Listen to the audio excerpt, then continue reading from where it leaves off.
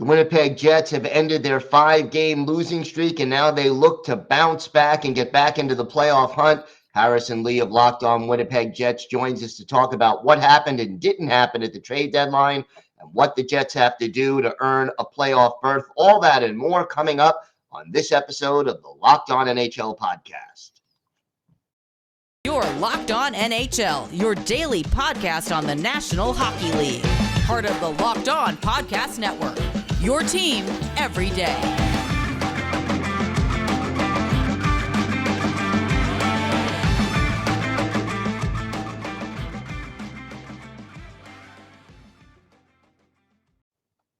And welcome back to the Monday edition of the Locked On NHL Podcast, part of the Locked On Podcast Network, your team every day. And thank you for making Locked On NHL your first listen every day. We are free and available on all platforms.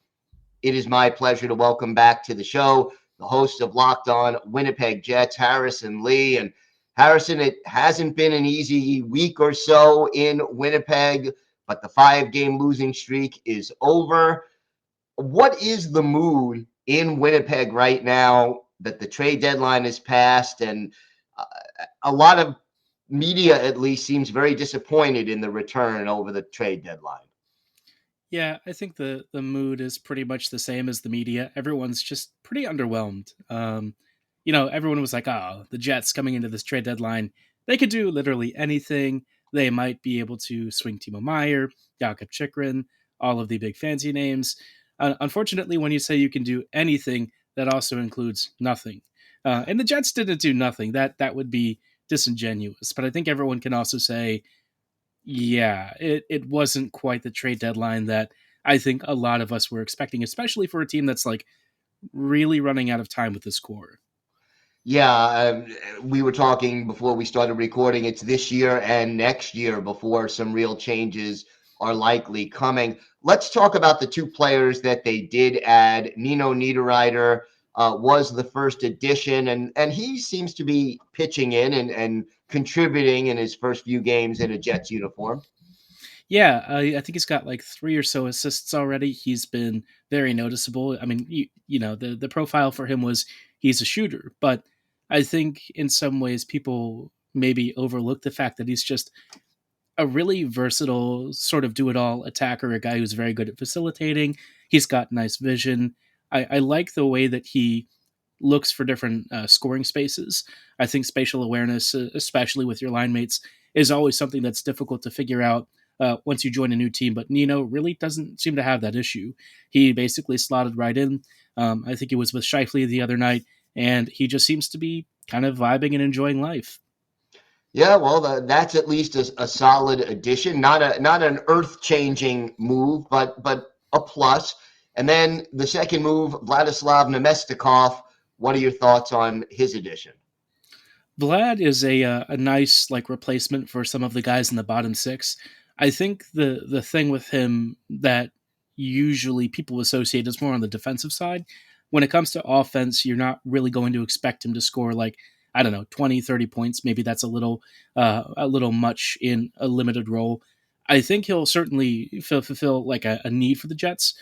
Right now, our wing depth and our center depth in the bottom six, it's not great.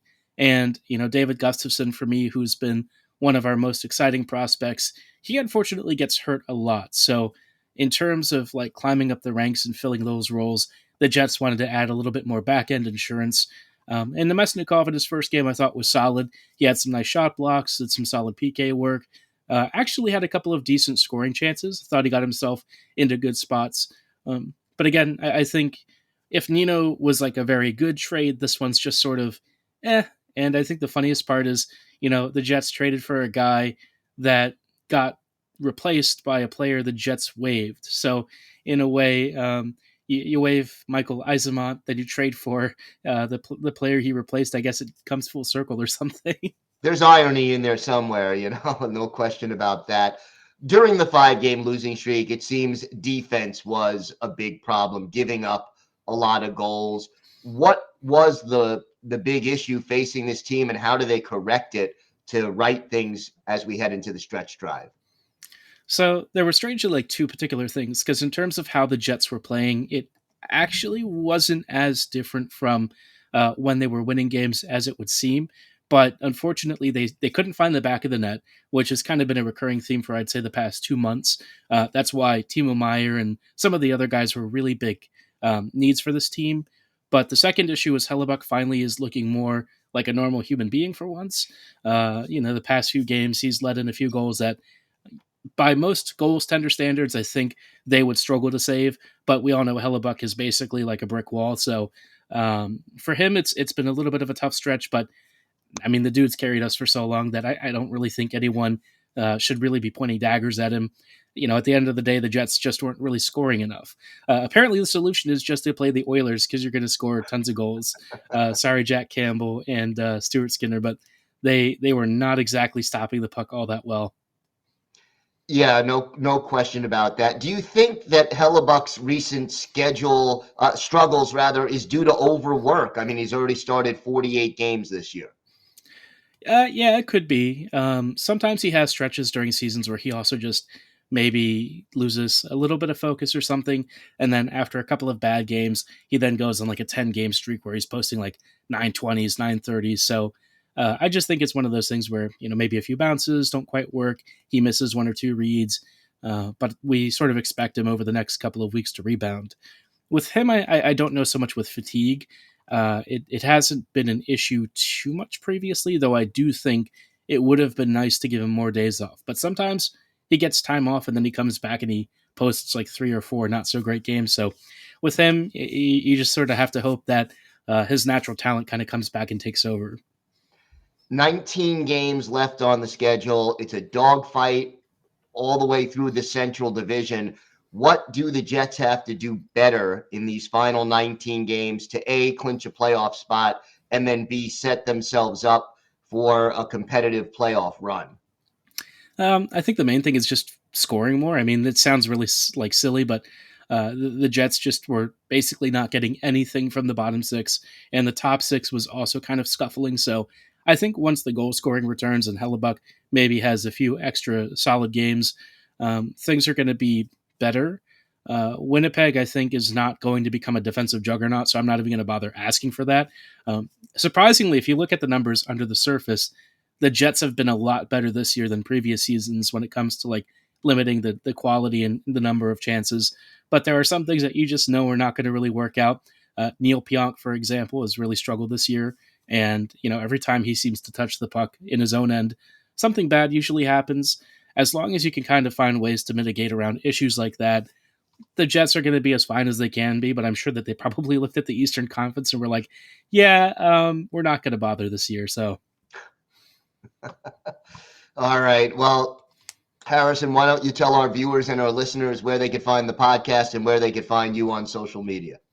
So you can find us at Locked On Winnipeg Jets. As Gil said, we are part of the Locked On Podcast Network. We're available on all your favorite podcasting platforms. And you can find me on our social medias at HLivingLoco and at LO_Winnipeg Jets. All right. Harrison, always a pleasure. Thank you so much for joining us today. Thanks for having me.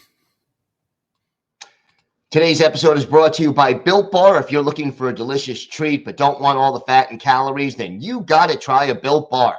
What makes Built Bar so good? Well, for starters, they are covered in 100% real chocolate. That's right, real chocolate. And they come in unbelievably great flavors like peanut butter brownie, coconut almond, churro, and my personal favorite, cookies and cream. And the macros are outstanding. Only 130 calories and 4 grams of sugar on average per bar, but they pack a whopping 17 grams of protein. And now you don't need to wait around to get a box. Now you can still have a box delivered to your door by going to built.com, but now you can also pick them up right away at your local Walmart or Sam's Club. So now you have more choices anytime you're looking for a Built Bar, the protein bar that tastes like a candy bar.